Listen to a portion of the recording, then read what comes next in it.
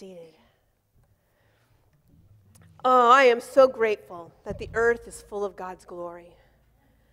Sometimes when stuff happens like we had this week in Oregon, it's hard to remember that the earth is full of God's glory. And sometimes I think when it feels like the earth is less than full of God's glory, it's because God's people aren't sharing his glory and aren't allowing his glory to be seen.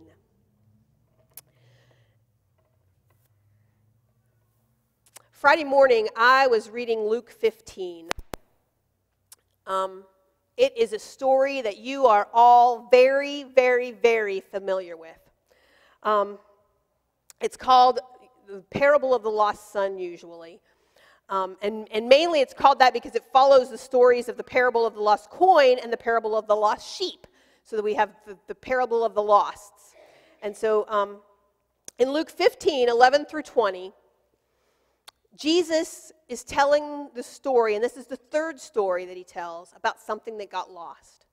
So in Luke 15, and all the scriptures on the screen today, Mia, like, who's back there? Jesus continued, "There was a man who had 2 sons. The younger one said to his father, 'Father, give me my share of the estate.' So he divided his property between them. Not long after that, the younger son got together all he had, set off for a distant country, and there squandered his wealth in wild living. After he had spent everything, there was a severe famine in the whole country, and he began to be in need.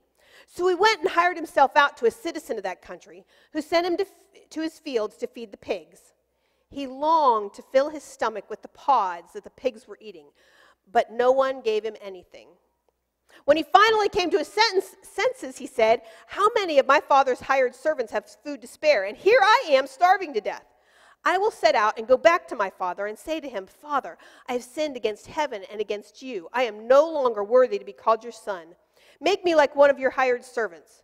So he got up and went to his father. But while he was still a long way off, his father saw him, was filled with compassion for him. He ran to his son, threw his arms around him, and kissed him." So how many of you have heard that story before? Yeah, pretty much almost everybody has heard that story before. And some of you sitting here already know for a fact that you fit the bill of the younger son. Others of us can't imagine being like this. I mean, it's pretty bold, right?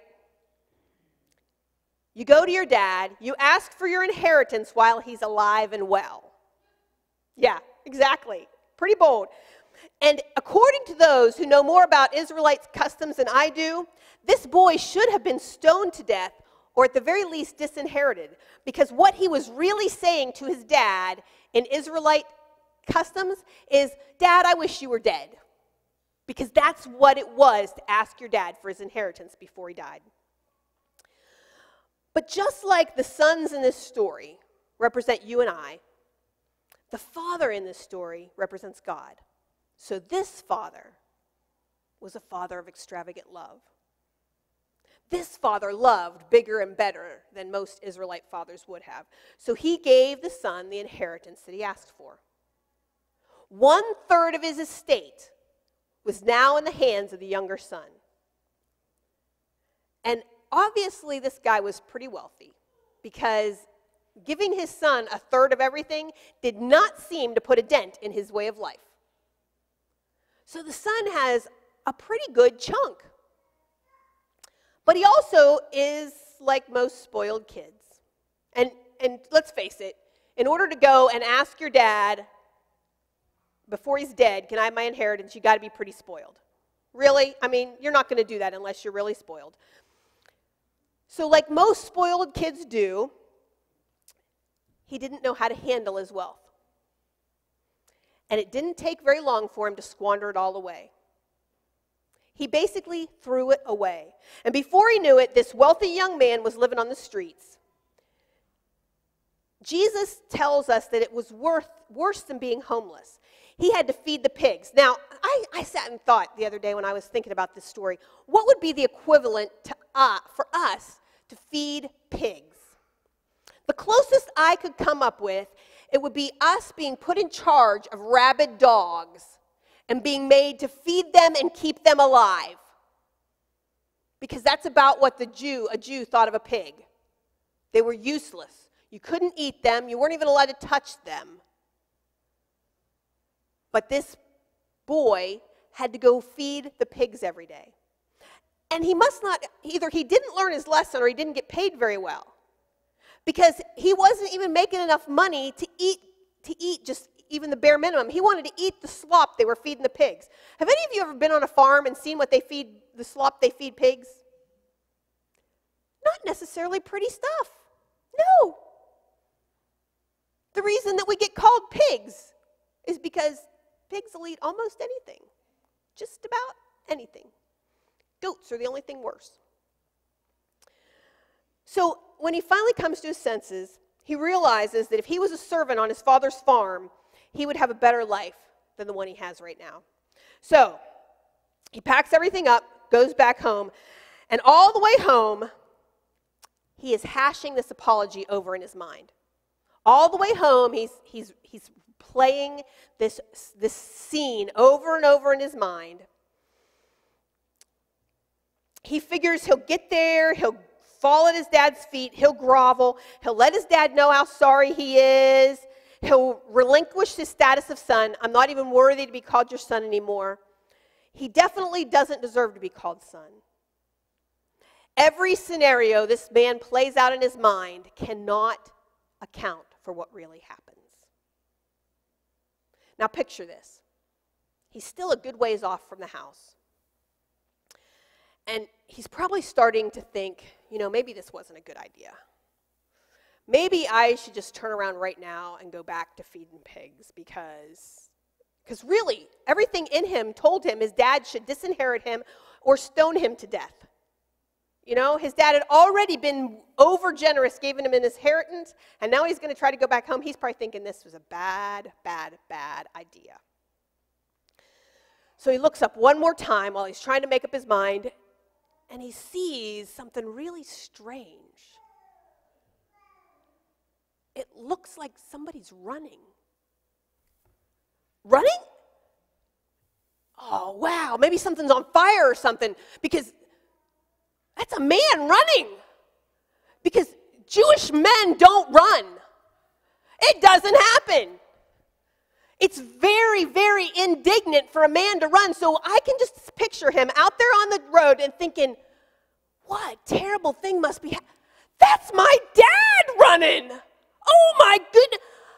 And he probably is playing in his mind like something terrible must be happening for his dad to be running. And before he knows it, his dad is to him and hugging him and holding him and weeping. I picture him being so stunned that he can't even return the hug for a minute.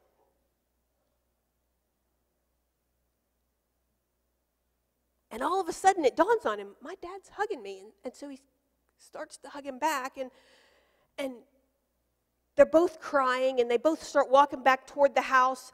And halfway back toward the house, he remembers, oh, shoot, I had this script planned in my brain. I've got it. And so he tells his dad, Father, and this is up there. Father, I have sinned against heaven and against you. I am no longer worthy to be called your son. But do you notice what the dad does? He blows him off like he didn't say a word. He turns to the servants and says, go prepare the feast.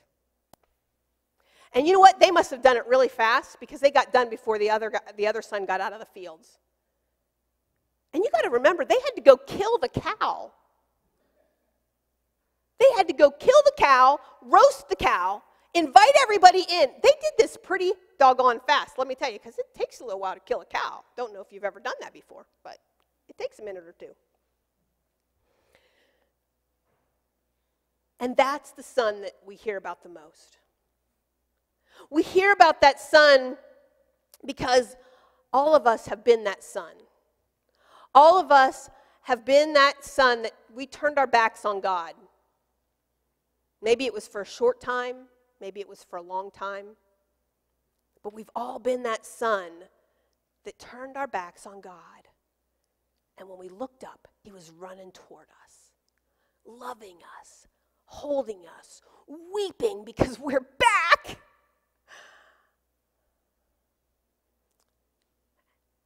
And that's the part that we always relate to is that son.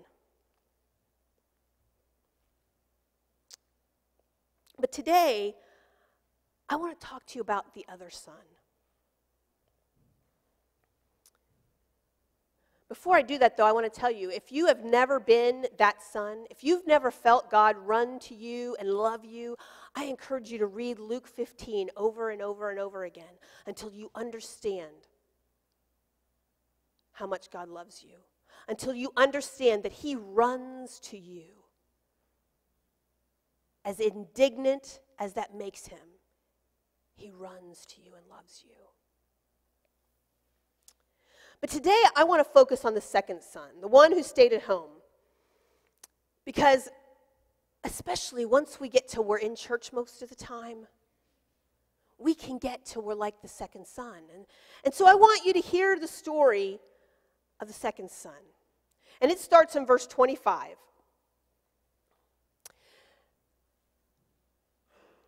It says, "Meanwhile, the older son was in the field. When he came near the house, he heard music and dancing, so he called one of the servants and asked him what was going on. 'Your brother's come home,' he replied, 'and your father has killed the fattened calf because he has him back safe and sound.' The older brother became angry and refused to go in, so his father went out and pleaded with him. But he answered his father, 'Look, all these years I've been slaving for you and never disobeyed your orders, and yet you never gave me even a young goat so I could celebrate with my friends. But when this son of yours who has squandered your property with prostitutes comes home, you kill the fatted calf for him.' The older brother is not quite as excited about the younger brother coming home as the father is. Now, some people might think that's because the younger brother maybe was spoiled. But we've got to remember that the father in this story was God, who is just and fair, who would have treated both sons exactly the same way. Well, what caught my attention this week, my bedside Bible right now is the New Century Version. And you see, I've read the NIV, for 20-some years, and so I love to read other versions because when I read these other versions, it's like, oh, wait, that's not what it says. And that's what happened when I got to verse 29. Because in verse 29 in the New Century Version, it says, one more, "I have served you like a slave for many years." And that struck me.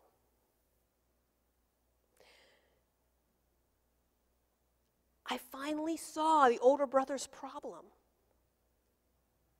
I finally saw the problem that most of us have in church today. We're serving God like a slave. We're the older brother. And unfortunately, once we get over that condition of the younger son, where we're not squandering the blessings that God has given us, often we can get stuck in the problem of the second son.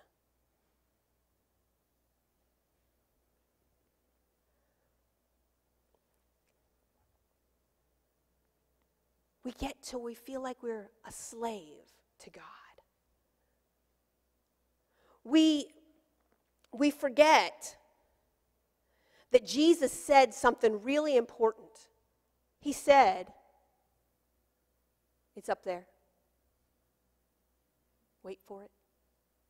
"I no longer call you servants because a servant does not know what his master is doing, but I call you friends because I have made known to you everything I heard from my Father." Jesus says we're friends. We sang today, "I am a friend of God." But are you living like you're a friend of God? Or are you living like you're a slave of God? Because that was the problem of the older brother. I don't know if any of you have ever worked for family before. I have. I worked for my mom and dad for a while. Now I work for my daughter. And you know what? I never have once felt like a slave, even when I was only 16, 17 years old working for my parents. I felt like I was a partner in that work. I felt like I had input and say, and I worked like it was my business. Because I wanted the best thing to happen because we were partners. We're friends. Do any of you have adult children that you're friends with? I love it that I'm a friend of my mother. I love it that my kids are my friends. I love that. And that's the kind of relationship that you get to have after you've matured. If your kids mature, you get to be their friends. You're only a slave if you never mature. And that's what happened to this older brother. He never matured. He never got to the place where he was a partner with the Father. He said, I've always done everything, I've always obeyed everything. Well, the Father was probably like, you know what, I didn't want you to obey me. I wanted you to do it because you wanted the farm to succeed, not because you had to. I thought to myself, I wonder if that fattened calf in the barn was really for a celebration for this older son. That dad had no idea that younger son was coming home. Why would you be fattening up that calf? It obviously wasn't just because they needed meat in the freezer, because they didn't have freezers. He was keeping a calf fat for a special occasion.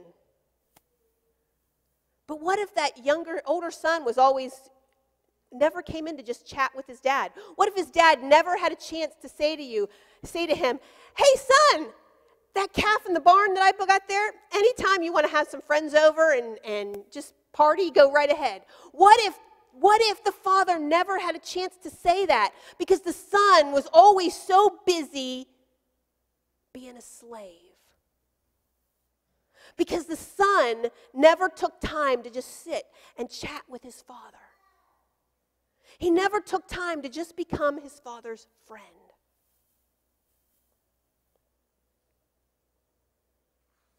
So today I'm here to ask you, are you really a friend of God? When was the last time you just sat and chatted with your father? When was the last time that you didn't have a list of things that needed taken care of, like a servant? Because that's how a servant goes to his master. Master, I have this list of things that we need to get taken care of. How would you like me to handle it? And so if all you have is a list of prayer requests, you're still a servant. When was the last time that you opened up your father's love letter to you and just sat and read it just for pleasure, just for the sheer joy of reading those verses that say, I love you with an everlasting love? When was the last time that you studied his word with friends? Because you love your father and you want to be his friend. As I thought about that today, and I thought about today being World Communion Sunday, I got excited. Because you see, communion is our picture of our Father running to us with his arms wide open. Communion is God saying, it doesn't matter what you've done. I don't care what you did with all the wealth that I gave to you. I don't care what you've done with all the blessings I've poured out on you. It doesn't matter. I love you so much that I will come to earth and die for you.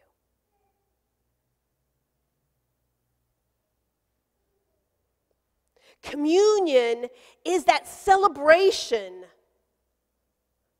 that we have that the younger son has returned. And you get to choose.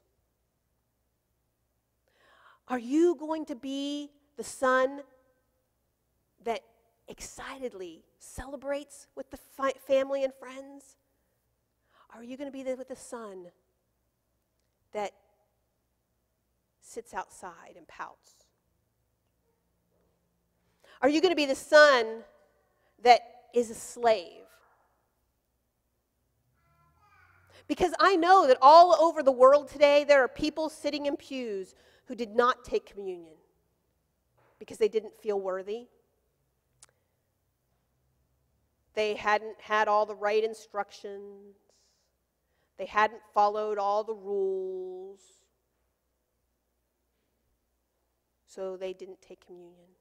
Or worse yet, there are people out there taking communion only because if they don't, they think they lose their place in heaven.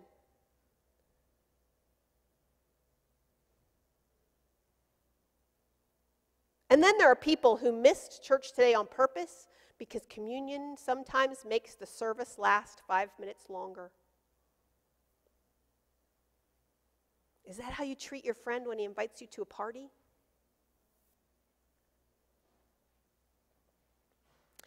I want us to enjoy communion this morning like it's a party, like it's a celebration of what your Father has done for you. I want us to celebrate communion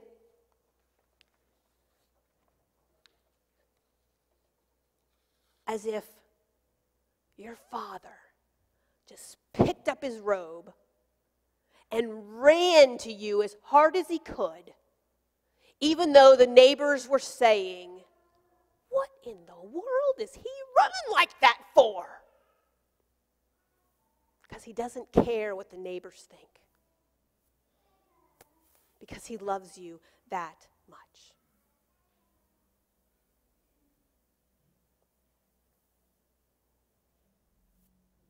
Joshua, will you run downstairs and tell Miss Bobby that we're going to start communion in just a few minutes? I want you to enjoy